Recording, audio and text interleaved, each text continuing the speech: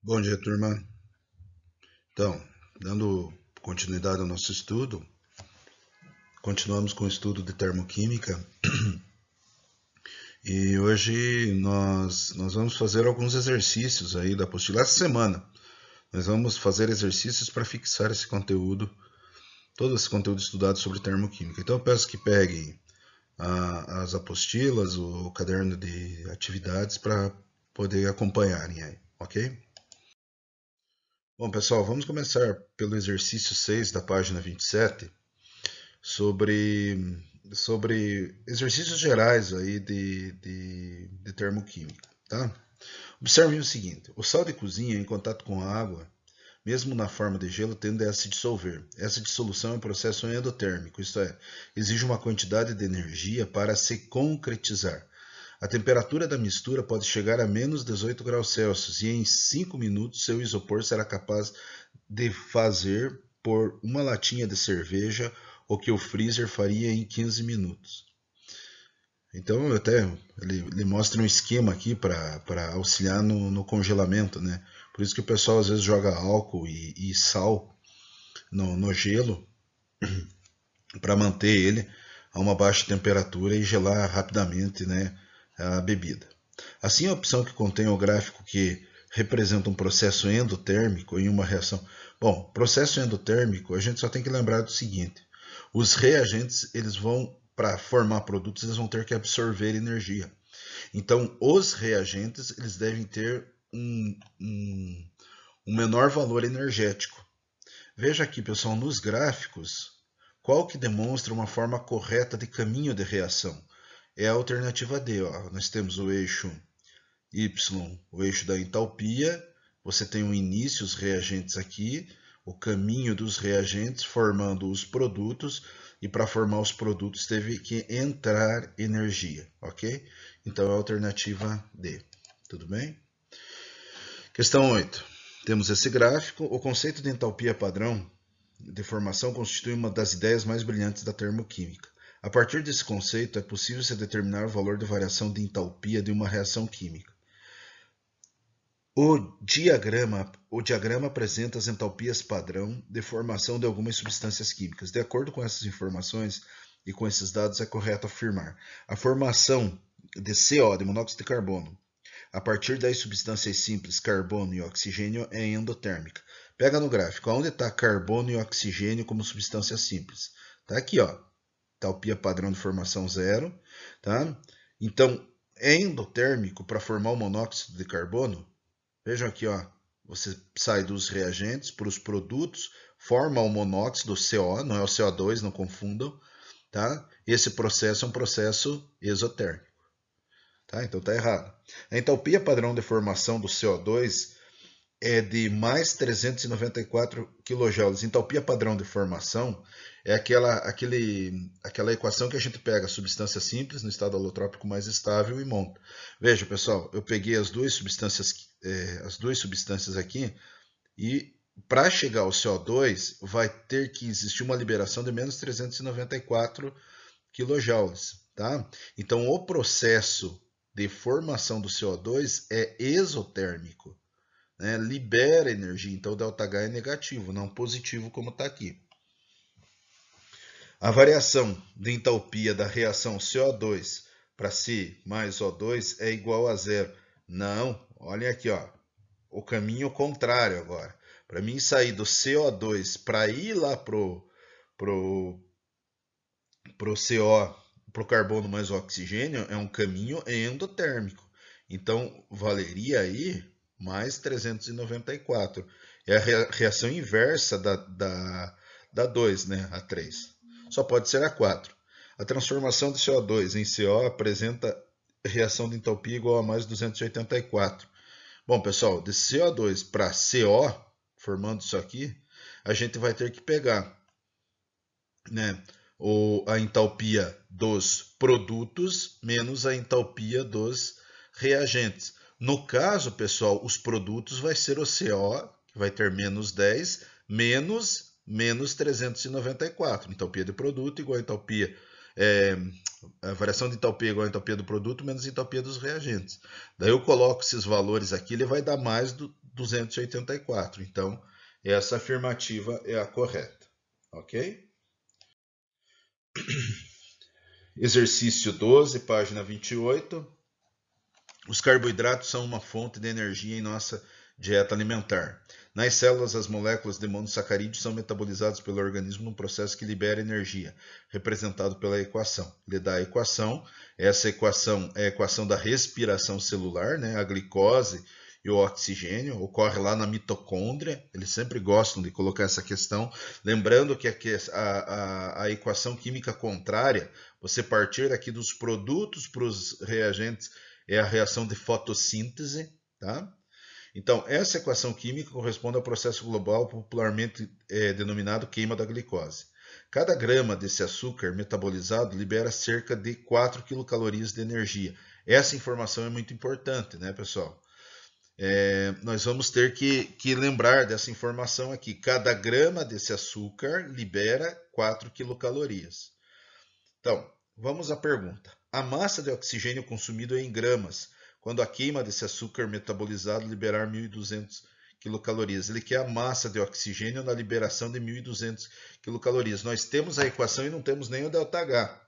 Mas lembrem lá que nós temos essa informação aqui. Antes de qualquer coisa, vamos calcular a massa do açúcar, a massa molar do açúcar, porque nós vamos ter que utilizar, né? Já que cada grama desse açúcar metabolizado libera 4 quilocalorias. Então, fazendo o cálculo da massa molar, eu vou achar que a massa molar da glicose, do C6H12O6, é 180 gramas mol. Bom, pessoal, agora a gente vai pegar a informação aqui, né? Referente ao que cada grama desse açúcar libera 4 quilocalorias. Tá? Então, 1 grama libera 4 quilocalorias. 180 gramas vão liberar 4 quilocalorias. Vamos fazer a regra de 3 aqui. 1 vezes x, 180 vezes 4. Vou fazer o cálculo multiplicando cruzado e vou chegar ao valor de 720 quilocalorias. Tá? E agora a gente vai escrever essa equação da glicose. Nós estamos escrevendo aqui a equação da glicose e 1 grama libera 4 quilocalorias, 180 gramas, que é a massa de uma molécula, a massa molar de uma molécula de glicose, 180 gramas irão liberar 720 quilocalorias. Vamos escrever, ó, 180 gramas libera menos 720 quilocalorias. Tá?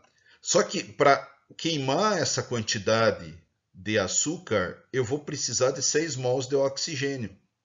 Tá? Então, é 6 vezes o oxigênio, a massa é 16, como é O2, é 6 vezes 16 vezes 2, 32, né? Então, eu vou colocar essas informações aqui. Beleza, pessoal? Entenderam a relação?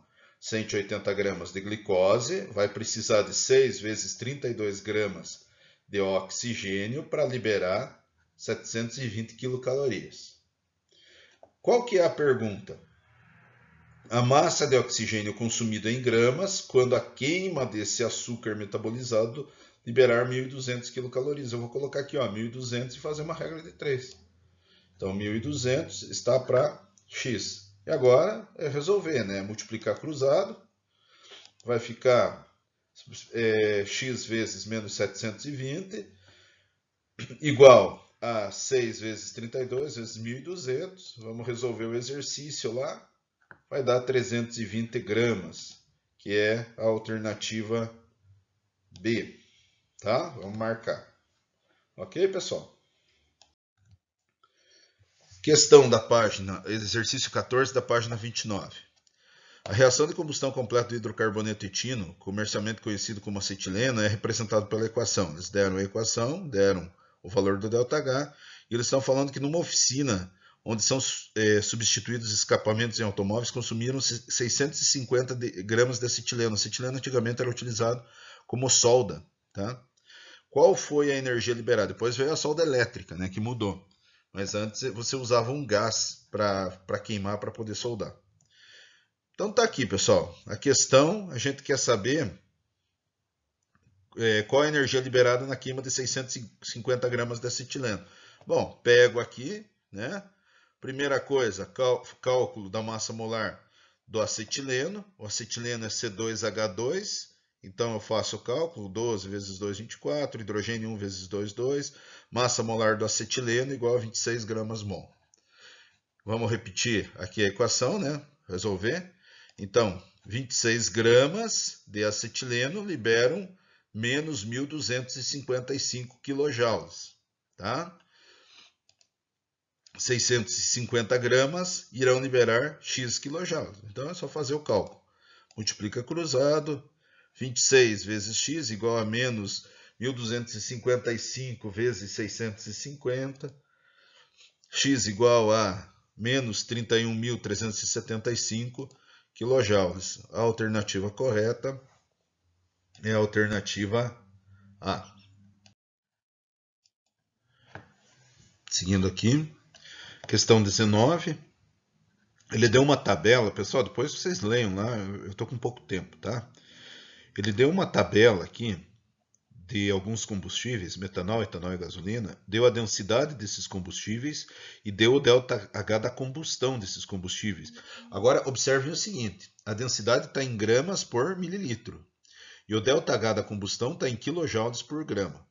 Aí ele está querendo saber, em relação aos combustíveis, metanol, etanol e gasolina, é correto afirmar. O metanol libera mais energia por mililitro.